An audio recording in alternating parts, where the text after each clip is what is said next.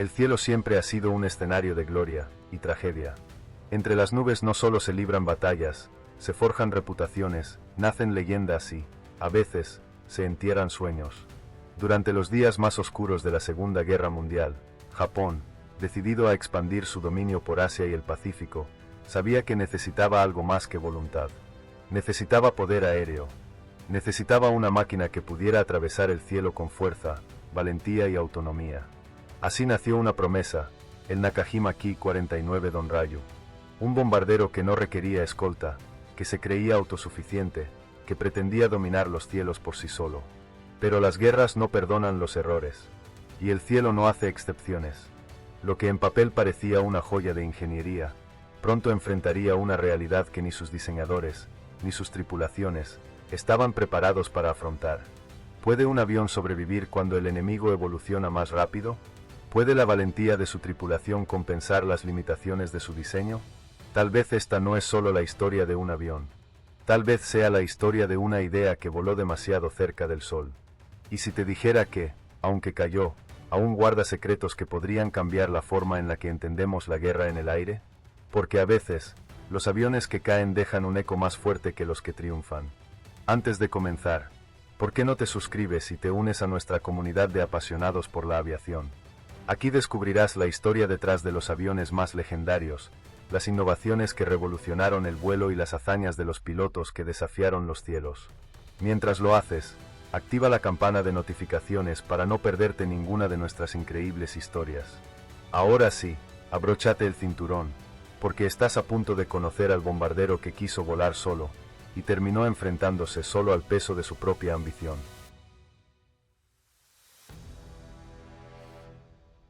El imperio japonés, al inicio de la década de 1930, ya tenía claro que la próxima guerra no se libraría únicamente en tierra o mar. El futuro estaba en el aire. Los ejércitos modernos no solo debían contar con infantería y navíos imponentes, sino también con alas que pudieran llevar la destrucción más allá de lo imaginable. En este contexto nació una ambición silenciosa, una visión compartida por generales, ingenieros y pilotos: construir un bombardero que no necesitara protección, que pudiera defenderse por sí mismo y regresar ileso después de cumplir su misión. Hasta ese momento, los bombarderos japoneses dependían de escoltas para sobrevivir a los cazas enemigos. Eso implicaba una doble logística, una doble vulnerabilidad y una triple presión sobre el éxito de cada operación. Pero el mundo estaba cambiando. Alemania experimentaba con bombarderos en picada. Estados Unidos desarrollaba modelos cada vez más veloces. Y Japón no podía quedarse atrás. Fue entonces cuando Nakajima, uno de los fabricantes aeronáuticos más prestigiosos del país, recibió una orden directa del ejército imperial: desarrollar un bombardero medio, blindado, rápido y armado. Un bombardero tan robusto que no necesitara a nadie más en el cielo. El mensaje era claro: hazlo todo tú solo. Y esa frase quedaría grabada como el alma del proyecto. El diseño inicial se basaba en un concepto atrevido para la época: un avión con armamento defensivo en múltiples puntos, motores potentes para mantener velocidad incluso bajo fuego, y blindaje para proteger a la tripulación en caso de emboscadas aéreas. Su fuselaje no sería elegante, pero debía ser fuerte. Sus motores no serían los más silenciosos, pero sí confiables. Y sus tripulantes, se esperaba, tendrían el coraje necesario para operar en territorio enemigo sin respaldo aéreo. Sin embargo, incluso desde los primeros bocetos, algo flotaba en el aire. Una pregunta que muchos evitaron hacer en voz alta: ¿y si la idea de un bombardero sin escolta fuera más un deseo que una realidad? Pero ya era tarde. La maquinaria estaba en marcha, y el orgullo nacional estaba atado a las alas de una promesa que no podía permitirse fallar. Las primeras reuniones entre ingenieros, estrategas militares y representantes del alto mando estaban cargadas de entusiasmo, pero también de una tensión silenciosa. Era el tipo de tensión que no se expresa con gritos, sino con miradas sostenidas, con silencios prolongados antes de dar una opinión, con cálculos que se revisaban una y otra vez sin lograr borrar la sombra de la duda. Existe una posibilidad real de que este diseño no cumpla con lo que promete. Pero claro, si logramos que funcione, podríamos redefinir la guerra aérea para siempre. Y eso era suficiente para encender la chispa. Porque en tiempos de guerra, incluso una esperanza frágil puede justificar una inversión millonaria, cientos de vidas y años de desarrollo. Así comenzó la historia del Donrayu, no como una respuesta a una amenaza concreta, sino como una declaración de independencia en el cielo, como un intento, quizás desesperado, de demostrar que el Japón imperial podía crear algo que desafiara las reglas. Pero ¿qué ocurre cuando uno desafía las reglas y no está preparado para las consecuencias? Esa pregunta seguiría flotando, como el humo que queda después de un bombardeo. Y el Ki-49, sin saberlo, acababa de despegar hacia su destino.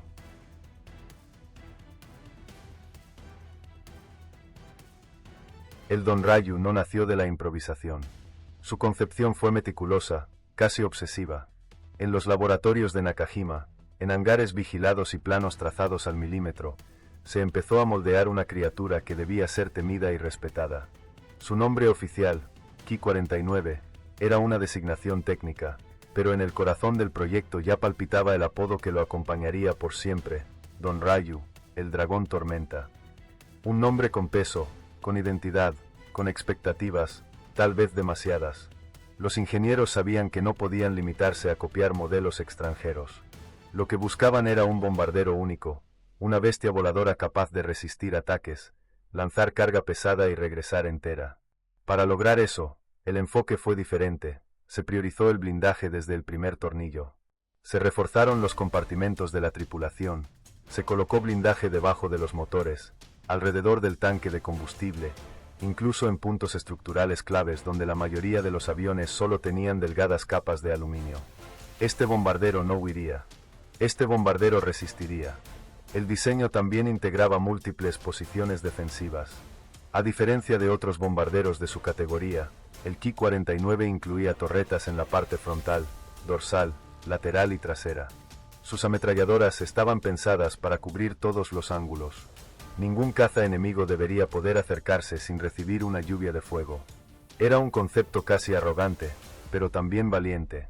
Porque cuando no puedes correr, debes aprender a golpear con fuerza. Pero este enfoque tenía un costo. Cada placa de blindaje sumaba peso.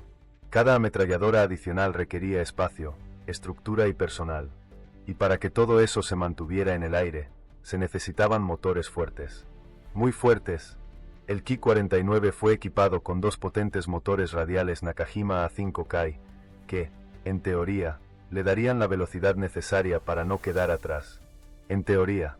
En la práctica, cada decisión tomada para hacerlo invulnerable lo acercaba a otro tipo de debilidad. Más peso significaba menor maniobrabilidad. Más tripulación significaba más vidas en riesgo. Más protección significaba menos espacio para bombas. ¿Puede un avión protegerse tanto que olvide que su función principal es atacar? Esa duda no era explícita, pero ya empezaba a filtrarse en las miradas de los técnicos. El equilibrio era frágil. El Ki-49 no era un bombardero ligero ni un bombardero pesado. Flotaba en tierra de nadie, apostando a ser suficientemente rápido para esquivar la derrota y suficientemente fuerte para resistirla si no podía. Y ahí es donde emergía el conflicto real, porque la guerra no se detiene a considerar matices. O eres superior, o eres superado. No hay puntos por esfuerzo. Algunos altos mandos expresaron sus dudas en privado. Este avión está tratando de hacer demasiado. Tal vez no sea lo bastante rápido para huir, ni lo bastante fuerte para sobrevivir. Pero otros, más convencidos o más desesperados, empujaban en la dirección contraria. Si esto funciona, no necesitaremos cazas de escolta. Este será el nuevo estándar del bombardeo moderno. La tensión se volvía personal. Cada paso adelante del proyecto significaba una validación para unos y una amenaza para otros. Si el Donrayu triunfaba, demostraría que un nuevo paradigma era posible. Pero si fracasaba, arrastraría consigo no solo dinero y hombres, sino credibilidad. ¿Y si el Donrayu no era ni uno ni otro? ¿Y si estaba destinado a flotar eternamente en el medio, sin gloria ni condena, solo con el peso insoportable de la indiferencia? El prototipo finalmente voló. Y aunque muchos aplaudieron su estabilidad y potencia inicial, otros se quedaron en silencio. Porque a veces el silencio pesa más que el ruido. Y aquel día, mientras el Ki-49 tomaba altura sobre los campos de pruebas, una sola verdad se repetía en las mentes de quienes lo observaban desde abajo. El dragón ha despertado. Pero, ¿será capaz de rugir cuando lo necesitemos?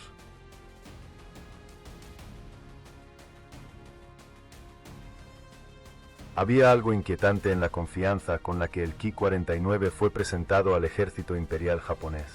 En los informes oficiales, la frase más repetida no era sobre su potencia de fuego ni sobre su capacidad de carga. Era una idea mucho más arriesgada: no requiere escolta. Esas tres palabras resonaban como una promesa y como un desafío. En una guerra donde la supremacía aérea podía decidir el destino de islas enteras, Japón apostaba por un bombardero que no necesitaba protección. Era una visión audaz. Demasiado audaz. La lógica detrás de esta decisión era comprensible. Escoltar bombarderos implicaba desviar cazas que podrían ser usados en otras misiones ofensivas o defensivas. Los cazas eran recursos valiosos, y no todos los frentes podían contar con ellos. Un bombardero que pudiera defenderse por sí mismo representaba independencia táctica, ahorro logístico y una declaración de superioridad. El Ki-49 estaba diseñado para ser ese bombardero, y durante sus primeros despliegues en China, esa ilusión parecía funcionar. En misiones sobre regiones escasamente defendidas o mal equipadas, el Donryu se comportaba con dignidad. Sus torretas repelían ataques de cazas ligeros, su blindaje resistía impactos directos, y su tripulación empezaba a creer que realmente estaban volando en algo distinto. En algo poderoso, en algo invulnerable. Pero la guerra, como siempre, cambió. Lo que comenzó como escaramuzas sobre cielos fáciles se transformó rápidamente en enfrentamientos más intensos.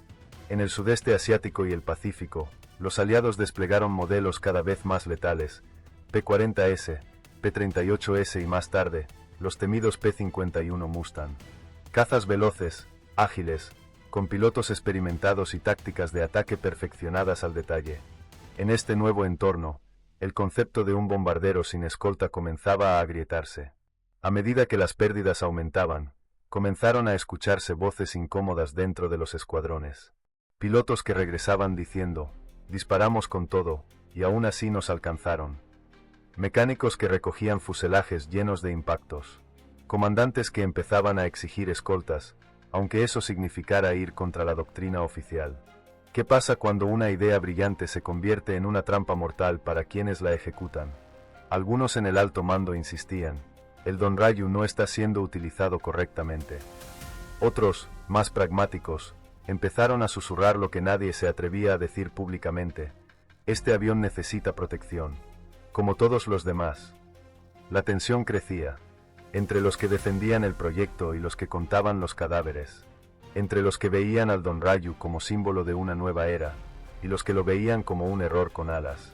Existe una posibilidad real de que el concepto entero esté roto. Pero claro, si logramos encontrar el punto justo, podríamos hacer del Ki-49 no un fracaso, sino un nuevo comienzo. Esa esperanza alimentó intentos de reajuste, cambios en las tácticas de vuelo, coordinación con cazas disponibles, altitudes variables. Pero cada parche dejaba al descubierto una herida más grande. El Donryu no era lo suficientemente rápido para escapar, ni lo suficientemente feroz para intimidar, ni lo suficientemente ligero para maniobrar. En teoría, debía resistir todo. En la práctica, estaba comenzando a resistirse a sí mismo. La confianza con la que se lanzó había creado una ilusión poderosa. Pero ahora esa misma ilusión era un peso. Porque cada vez que un Ki-49 despegaba sin escolta, lo hacía con una carga invisible que no figuraba en los manuales técnicos: la duda.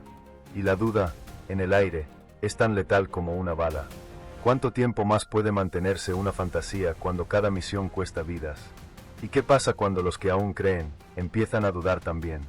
El cielo comenzaba a cerrarse para el Donryu, pero lo peor aún no había llegado.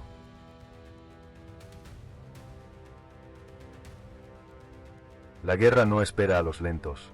Y mientras el Nakajima Ki-49 se desplegaba sobre los cielos de China, el conflicto ya se movía con brutalidad hacia nuevos escenarios. El Pacífico rugía, las Filipinas ardían y Papúa Nueva Guinea se convertía en un infierno de selva y fuego. Fue en este entorno donde el Donryu tendría su verdadera prueba. Ya no era entrenamiento, ni misiones limitadas. Era combate total. El mando japonés necesitaba presencia aérea en todos los frentes. Y el Ki-49, todavía considerado una pieza clave en la ofensiva, fue lanzado al corazón de las zonas de combate. Pero esta vez, las condiciones eran diferentes. No solo enfrentaban resistencia terrestre, ahora, en el aire, Los cazas aliados ya no eran simples obstáculos. Eran depredadores. Los pilotos estadounidenses, australianos y británicos sabían que el Ki-49 era lento. Sabían que estaba blindado, sí, pero también sabían dónde golpear. Las formaciones de Don Ryu comenzaron a ser cazadas como presas fáciles. Las tácticas de los aliados se perfeccionaron: atacar desde arriba, a alta velocidad, aprovechando la poca maniobrabilidad del bombardero japonés. Las ametralladoras del Ki-49 no podían cubrir todos los ángulos a tiempo, y cuando lo hacían, ya era tarde. Los informes llegaban sin anestesia: escuadrones enteros aniquilados en cuestión de minutos, tripulaciones completas que no regresaban, bombarderos que eran atravesados como papel. ¿De qué sirve ser fuerte si no puedes esquivar el golpe? Pero no fue solo la violencia del enemigo lo que puso en jaque al Don Ryu. Fue la geografía. En lugares como Papúa, las bases eran precarias, el clima hostil, el mantenimiento imposible. Los motores sufrían. El fuselaje, corroído por la humedad y el calor, comenzaba a deteriorarse más rápido de lo esperado.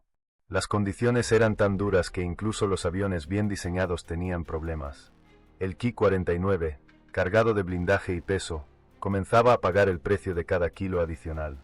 Y sin embargo, se seguía utilizando, porque no había otra opción. La desesperación del alto mando japonés empujaba al Don Ryu a misiones cada vez más arriesgadas. A veces, con escolta, otras veces, sin ella. Y lo más inquietante era la actitud de las tripulaciones. No era resignación, era algo más oscuro. Era la aceptación de que volar en un Ki-49 era casi una sentencia. Hoy volamos, puede que no regresemos, pero si logramos dejar caer la carga, tal vez valga la pena. Era una lógica rota, una lógica nacida del sacrificio, no de la estrategia. Existe una posibilidad real de que el Don Ryu se esté convirtiendo en un símbolo de derrota disfrazado de esperanza. Pero claro, si se le da el uso correcto, aún podría causar estragos en el enemigo. En un intento por revertir la situación, se ajustaron rutas, se modificaron las alturas de bombardeo, se entrenó a las tripulaciones con nuevas tácticas.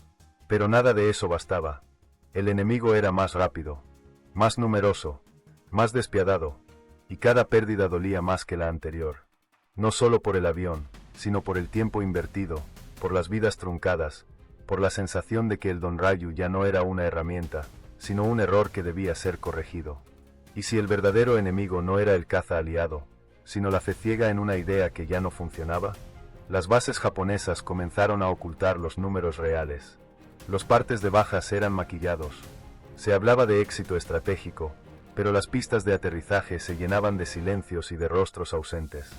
La tormenta que prometía el Don Ryu se estaba volviendo en su contra, y mientras el sol seguía elevándose sobre el Pacífico, un dragón herido luchaba por mantenerse en el aire.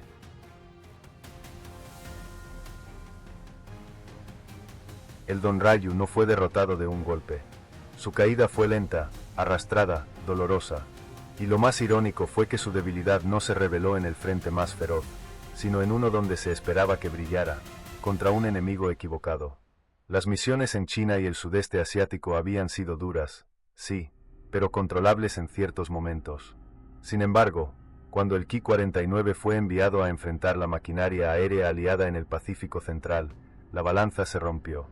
La Fuerza Aérea estadounidense ya no era la misma de los primeros años del conflicto. Se había adaptado, había aprendido, y sobre todo, había desarrollado cazas con capacidades abrumadoras. El Lockheed P-38 Lightning, con su doble fuselaje, era más que un caza, era un depredador con alcance extendido, diseñado para cazar bombarderos desde largas distancias. El Republic P-47 Thunderbolt, una bestia veloz y resistente, podía barrer con formaciones enteras con una sola pasada. Y luego vino el P-51 Mustang, el verdugo elegante, capaz de acompañar a los bombarderos aliados hasta Tokio si era necesario. Ante esta evolución, el Ki-49 parecía un vestigio de otra época. Sus defensas, pensadas para interceptores de baja velocidad, no podían detener la furia moderna. Sus motores, robustos pero forzados, empezaban a mostrar signos de fatiga en medio de las altas temperaturas del Pacífico. Y su fuselaje, tan blindado como orgulloso, no podía ocultar una verdad cada vez más evidente: ya no pertenecía a ese cielo. El enemigo, simplemente, había cambiado. Y el Don Ryu no. La doctrina japonesa insistía, el bombardero debía mantener su curso. Debía resistir. Debía cumplir con la misión incluso si eso significaba la pérdida de la mitad de la escuadra. Las órdenes eran claras, pero algo se quebraba por dentro. Los pilotos, los artilleros, los mecánicos, comenzaban a preguntarse si estaban enfrentando al enemigo equivocado. Porque sí, los cazas aliados eran letales. Pero había otra amenaza, más silenciosa, más devastadora, la arrogancia estratégica. Y si no era el avión el que estaba fallando, sino la mentalidad que lo seguía enviando a una guerra que ya no podía ganar. Uno de los incidentes más reveladores ocurrió durante una operación sobre las Filipinas. Una escuadra completa de Ki-49 fue enviada sin escolta, bajo la premisa de que el cielo estaría relativamente despejado. No lo estaba. Fueron emboscados por cazas enemigos apenas cruzaron la costa. 10 aviones. Solo 2 regresaron. Uno se estrelló al aterrizar por los daños. El otro, con el fuselaje perforado y los motores ardiendo, apenas logró llegar. El piloto sobreviviente, con el rostro cubierto de sangre y hollín, solo dijo una frase al salir de la cabina. Nos enviaron a morir. Esa frase recorrió los hangares como un eco maldito. No se publicó en los informes. No se repitió en las salas de estrategia. Pero se quedó en la mente de todos. Existe una posibilidad real de que estamos luchando una guerra que ya perdimos, y aún no nos lo han dicho. Pero claro, si logramos cambiar, si escuchamos a quienes vuelan, aún podríamos encontrar un propósito dentro del desastre. A pesar de todo, el Don Ryu no desapareció de inmediato. Se mantuvo volando, cumpliendo misiones, defendiendo su lugar en una guerra que se volvía más despiadada con cada día. Pero ya no era visto con admiración, ni siquiera con respeto, era visto con lástima, como un samurái viejo, armado con una katana oxidada, enfrentando un ejército de tanques modernos. ¿Puede un símbolo seguir luchando cuando ya todos lo han dejado atrás? La respuesta aún no era clara, pero lo que sí estaba claro es que el Don Ryu ya no combatía contra cazas, combatía contra el tiempo, contra la lógica, contra su propio legado, y esa es la guerra más difícil de todas.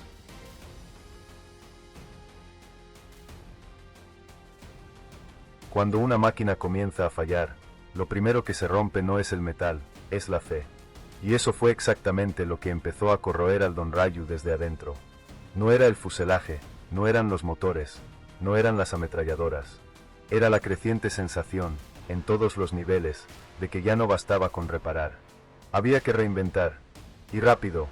La respuesta del alto mando japonés fue directa. El Ki-49 debía ser mejorado. Pero no con otro modelo. No había tiempo. Ni recursos. La guerra se estaba comiendo la capacidad industrial de Japón, y reemplazarlo por completo era imposible. Así que se optó por el camino más peligroso, tratar de reconstruir en pleno vuelo. Nació entonces la variante Ki-49-2. Motores más potentes, mejores sistemas defensivos, ligero aumento de carga útil. Sobre el papel, se trataba de una versión corregida, fortalecida, capaz de darle nueva vida a la bestia cansada. Pero como ocurre con las promesas hechas en medio del pánico, la realidad no tardó en cobrar su precio.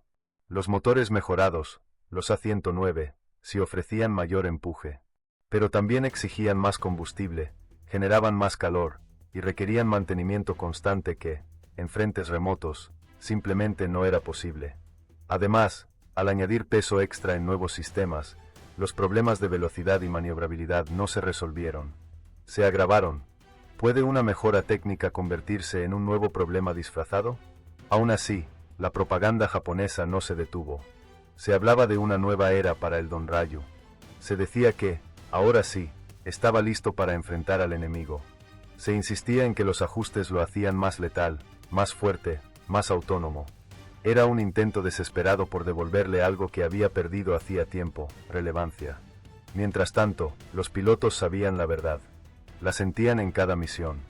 La versión 2 era más ruidosa, más caliente, más exigente. En climas tropicales, sus motores sufrían. En despegues forzados, su peso extra lo hacía lento para ganar altura. Y en el aire, seguía sin poder escapar de los cazas aliados. El Don Ryu no se había transformado en un nuevo dragón. Solo había cambiado de piel. Existe una posibilidad real de que estemos intentando revivir a un cadáver con maquillaje técnico. Pero claro, si tan solo logramos una combinación específica de condiciones, quizás aún podría rugir como lo hizo al principio. Ese quizás era todo lo que sostenía a sus tripulaciones. Porque aunque sabían que el avión tenía fallas, también sabían que no había otro. Era el Don Ryu, o nada. Así que se aferraban a cada mejora, por mínima que fuera. Nuevas miras ópticas, pequeños refuerzos estructurales, torretas manuales ajustadas por mecánicos que improvisaban con piezas recicladas. Era una guerra de parches, de esperanzas que se sujetaban con alambre. Y entonces, en medio de todo ese caos, comenzaron a circular rumores. Rumores de una posible versión Ki 49-3. Un modelo definitivo. Más ligero, más rápido, con armamento revisado. Algunos técnicos incluso comenzaron a trabajar en él en secreto. Pero ese modelo nunca voló en combate. Porque el tiempo, cruel e impasible, ya no estaba del lado de los diseñadores. Ni del país. El enemigo ya no esperaba. Ya no temía. Y el Don Ryu, por más que se le cambiara el rostro, seguía siendo reconocido desde lejos por los cazas aliados. Y era cazado sin piedad. Y si la verdadera mejora que necesitaba, no podía construirse con piezas, sino con decisiones, una y otra vez, los ingenieros enviaban sus propuestas. Una y otra vez, el alto mando respondía con aplazamientos, con recursos limitados, con prioridades que apuntaban en otra dirección. El Ki 49 había sido una gran apuesta. Pero ya no lo era. Solo que nadie se atrevía a decirlo en voz alta. Y así, entre ajustes que no bastaban y promesas que no llegaban, el dragón tormenta fue perdiendo su rugido. No de golpe, no en llamas, sino lentamente, como una criatura orgullosa que se niega a morir, incluso cuando el mundo ya la ha dado por muerta. Papúa Nueva Guinea no era un campo de batalla, era un pantano de acero, sudor y desesperación. Selva impenetrable, humedad sofocante, montañas invisibles cubiertas de neblina y bases aéreas improvisadas donde el barro devoraba botas y fuselajes por igual. Y fue allí donde el Don Ryu enfrentó su infierno más despiadado. Las órdenes eran claras. Había que bombardear las posiciones aliadas en el Valle de Ramu, cortar los suministros en el Golfo de Won, apoyar a las fuerzas de tierra en Buna. Pero nada era tan simple. Cada misión implicaba volar largas distancias, cargar combustible justo al límite, calcular rumbos entre tormentas tropicales y, lo más temido, atravesar los corredores aéreos donde los cazas enemigos ya esperaban con paciencia de halcones. La selva no perdonaba errores. Si un motor fallaba, el avión no descendía suavemente, se estrellaba contra un océano verde que lo devoraba sin dejar rastro. Si el enemigo te alcanzaba, no había donde aterrizar de emergencia. Los heridos morían en el aire, y los sobrevivientes eran arrastrados por la selva como fantasmas sin tumba. ¿Qué clase de voluntad sostiene a un hombre cuando todo lo que lo rodea parece diseñado para destruirlo? Y aún así, los tripulantes del Ki 49 despegaban. Día tras día. Misiones nocturnas, bombardeos al amanecer, vuelos de reconocimiento que terminaban en combates inesperados. Lo hacían sin garantías, sabiendo que sus probabilidades de regreso eran mínimas, y sin embargo, sin dudar. No por fe en la máquina, no por confianza en los mandos, sino por algo más profundo, por lealtad a los que iban a su lado. Si yo no despego, ellos vuelan solos, y solos no sobreviven. Los registros de esa época muestran cifras frías, aviones perdidos, tripulaciones desaparecidas, misiones canceladas por condiciones climáticas.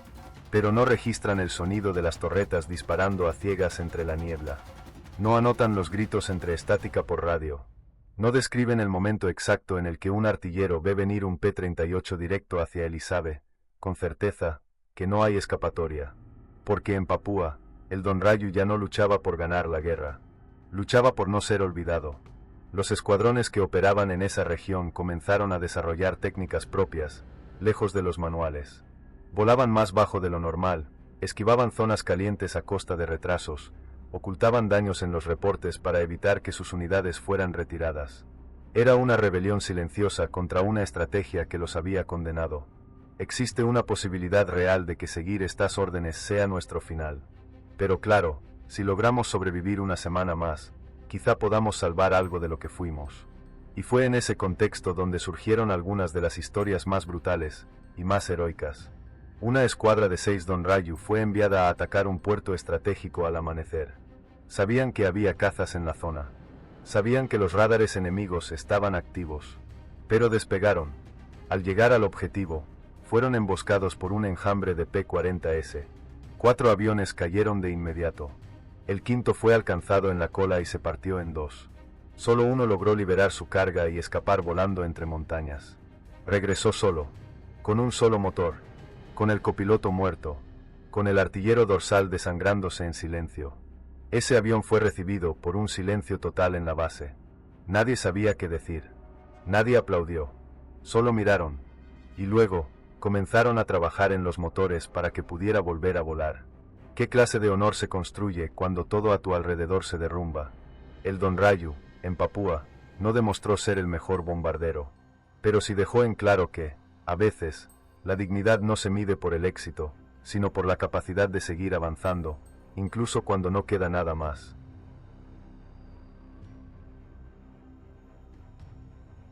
Había algo profundamente trágico en subirse a un Donrayu. No era solo volar en un avión superado por el enemigo. Era volar sabiendo que cada despegue podía ser el último, que cada vuelo era un juego de probabilidades perversas, y que el valor ya no era un acto heroico, sino un acto cotidiano. Las tripulaciones del Ki-49 eran hombres comunes, jóvenes mecánicos convertidos en artilleros, agricultores que un año antes solo conocían el cielo como techo de arrozales, estudiantes de ingeniería que ahora pilotaban una bestia torpe y pesada. No eran mártires, pero sabían que lo que hacían los acercaba peligrosamente a ese destino. A bordo de cada Donrayu viajaban entre 6 y 8 hombres, cada uno con su función, cada uno sabiendo que dependía del otro para regresar vivo. El piloto no podía ver lo que ocurría atrás. El artillero de cola no podía imaginar lo que el navegante estaba decidiendo. El operador de radio vivía entre ruidos confusos y súplicas que nunca sabría si fueron escuchadas. Y todos compartían un mismo pensamiento: hoy no me toca a mí. Hoy le toca al otro. Los más experimentados no hablaban mucho antes de despegar. Habían aprendido a guardar silencio, a no prometer regresos, a no mirar demasiado a los ojos de sus compañeros.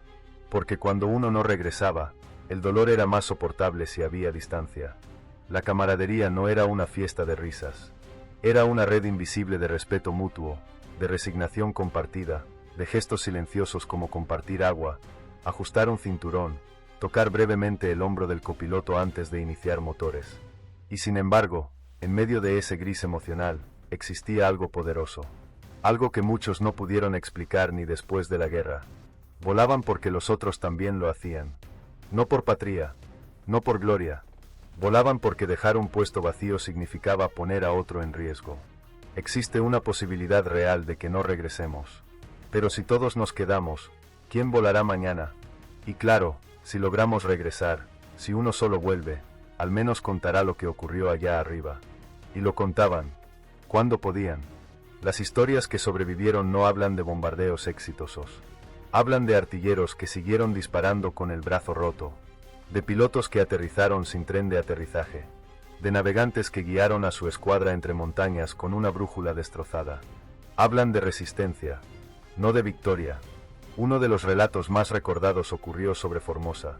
Un Ki-49 fue atacado por 4 cazas estadounidenses. Perdió un motor, luego el segundo. Las balas atravesaron el fuselaje, los controles dejaron de responder. El copiloto murió instantáneamente. El artillero de Morro fue alcanzado por metralla. Y aún así, el piloto, con la pierna izquierda destrozada, logró planear durante kilómetros hasta estrellarse en una playa. Sobrevivió. Y al despertar, su única frase fue: ¿dónde están los demás? Ese tipo de historias no llenaban los informes oficiales, pero llenaban el alma de los que quedaban. Porque no importaba cuánto fallara el avión, el espíritu que lo ocupaba seguía invicto. Y si el verdadero legado del Donrayu no está en lo que fue, sino en lo que obligó a sus hombres a ser, cada vez que un escuadrón era eliminado, otro lo reemplazaba. A veces con aviones dañados, sin repuestos, con mapas antiguos. Pero lo hacían, porque el cielo aún necesitaba ser desafiado. Porque incluso una máquina imperfecta, tripulada por hombres dispuestos, podía escribir su nombre en la historia. Y eso fue lo que el Don Ryu hizo. No con gloria, no con cifras impresionantes, sino con coraje puro, crudo, silencioso, el tipo de coraje que solo se encuentra cuando todo está en contra, y aún así decides volar.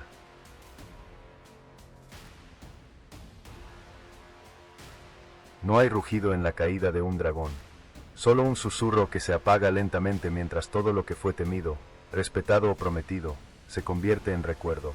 Para el Nakajima Ki-49, ese susurro se hizo más evidente a medida que 1944 avanzaba como una ola destructiva sobre el imperio japonés. Las pérdidas eran incontrolables, los frentes se colapsaban, y los cielos que una vez pertenecieron a la aviación japonesa ahora eran corredores seguros para bombarderos B-29, que volaban a alturas imposibles para los cazas nipones, y aún más imposibles para los viejos Don Ryu. Los Ki-49 que aún estaban operativos eran pocos, desgastados, mantenidos con piezas improvisadas y tripulados por novatos que apenas habían completado su entrenamiento. Ya no había escuadrones especializados. Había aviones dispersos, sobreviviendo en pistas camufladas entre arrozales, volando de noche para evitar la aniquilación segura. Y entonces, sin gloria, sin ceremonia, el Don Ryu comenzó a desaparecer. Las fábricas dejaron de producirlo. Los recursos se redirigieron a proyectos más urgentes, más extremos, más desesperados. Porque Japón ya no planeaba vencer. Solo quería resistir un poco más. Pero aún quedaba un uso más para el Ki-49. Uno final. Uno que muchos consideraron impensable, el sacrificio absoluto. Algunos Don Ryu fueron convertidos en bombas humanas, modificados para misiones suicidas, recargados con explosivos y asignados a pilotos voluntarios. Ya no llevarían ametralladores, ya no regresarían, solo despegarían con un destino fijo, impactar contra portaaviones, aeródromos, depósitos de combustible. ¿Qué ocurre cuando una máquina construida para regresar es convertida en un instrumento de no retorno? No todos los Ki-49 fueron usados así, pero los pocos que lo hicieron sellaron un capítulo amargo y devastador en su historia, porque aquello que nació como símbolo de autonomía y poder, terminó dependiendo del sacrificio absoluto para demostrar su utilidad. En los hangares, el silencio se volvió norma. Ya nadie hablaba de maniobras, de rutas, de regresos. Solo de carga explosiva, de rumbos de impacto, de honor. Y aunque muchos se ofrecieron voluntarios, nadie podía ocultar el vacío en los ojos de los que abordaban un Don Ryu sabiendo que no volverían. Uno de esos vuelos partió desde el norte de Luzón.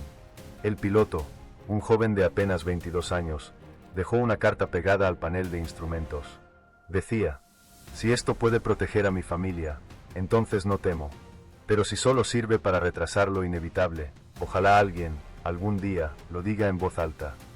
Existe una posibilidad real de que estas últimas misiones no sean heroísmo, sino desesperación disfrazada. Pero claro, si sirven para detener un solo ataque, tal vez alguien las recuerde como valentía.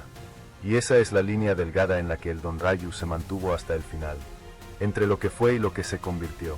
Entre el diseño original y el uso final. Entre el orgullo y la necesidad.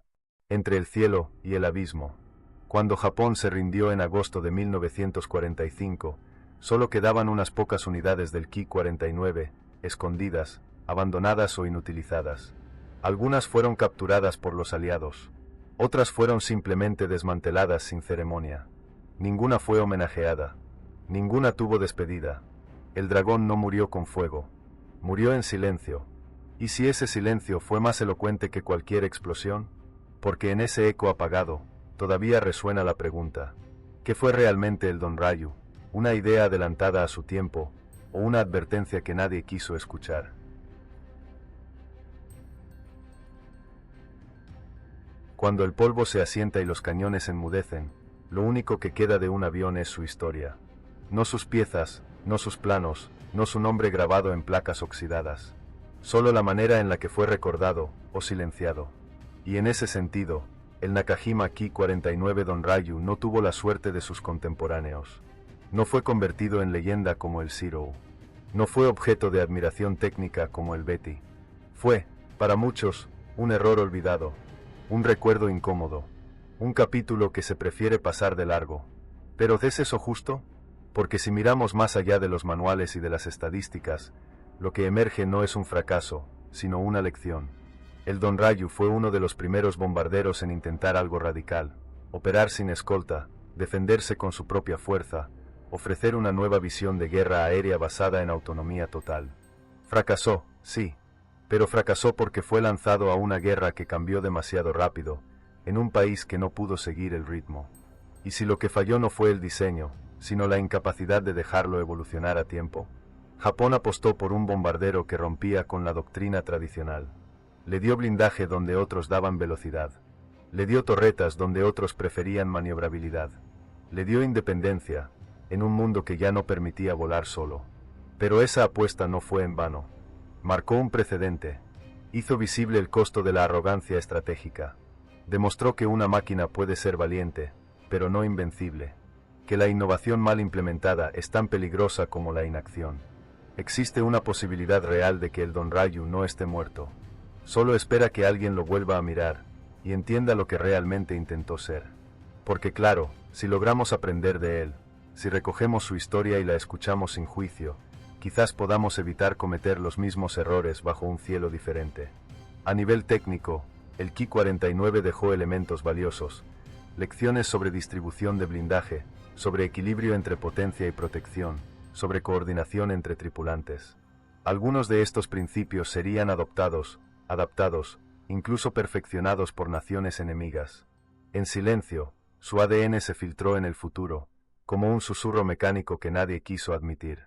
Y más allá de los tornillos y los remaches, su verdadero legado está en las personas. En las tripulaciones que aprendieron a tomar decisiones imposibles. En los comandantes que comprendieron que ningún avión puede reemplazar la estrategia. En los ingenieros que descubrieron que diseñar un avión es fácil, pero diseñar su contexto, su propósito, su futuro, es otra guerra por completo. Y si el Donryu no fue el fin de una línea, sino la advertencia que otras potencias supieron escuchar mejor, lo cierto es que, hoy, pocos recuerdan al Ki-49, pero entre aquellos que estudian con detenimiento los fracasos silenciosos de la historia, su nombre aparece con un respeto distinto, no como un orgullo nacional, no como un héroe caído, sino como una interrogante abierta, una de esas piezas incómodas que, por no encajar, revelan más que todo el resto del rompecabezas. Y esa, quizá, es la forma más poderosa de permanecer.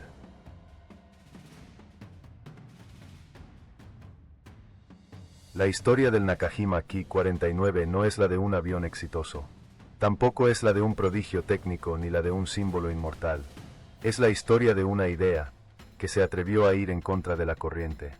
Una máquina que quiso ser libre en un cielo cada vez más controlado. Que quiso protegerse sola, volar sola, golpear sola, y que por esa misma razón, terminó enfrentando sola la consecuencia de su ambición. Y sin embargo, ¿no es precisamente eso lo que lo hace tan humano? El Donryu falló, pero no por cobardía. Falló porque creyó, porque su diseño nació de la esperanza de que un solo artefacto podía hacerlo todo. Y porque esa esperanza, aunque ingenua, fue alimentada por quienes realmente creyeron que estaban construyendo el futuro. ¿Qué hacemos con los sueños que no llegan a cumplirse, pero que aún así empujan los límites del presente? Tal vez el Donryu no cambió el curso de la guerra, pero sí cambió a los hombres que volaron en él. Los obligó a pensar, a improvisar, a decidir entre obedecer órdenes o proteger vidas. Los obligó a enfrentarse no solo a un enemigo externo, sino a la dura verdad interna. No basta con querer que algo funcione, hay que saber cuándo dejarlo ir. Y eso es lo que hace que esta historia importe. Porque no se trata solo de aviones. Se trata de errores que se repiten, de decisiones que se toman sin escuchar a los que están en la primera línea, de visiones que se aferran al pasado cuando el futuro ya está golpeando la puerta. Existe una posibilidad real de que estemos viviendo, ahora mismo, nuestras propias versiones del Donryu. Pero claro, si aprendemos a reconocerlas, si tenemos el valor de ver más allá del orgullo, quizás podamos cambiar el rumbo antes de que sea demasiado tarde.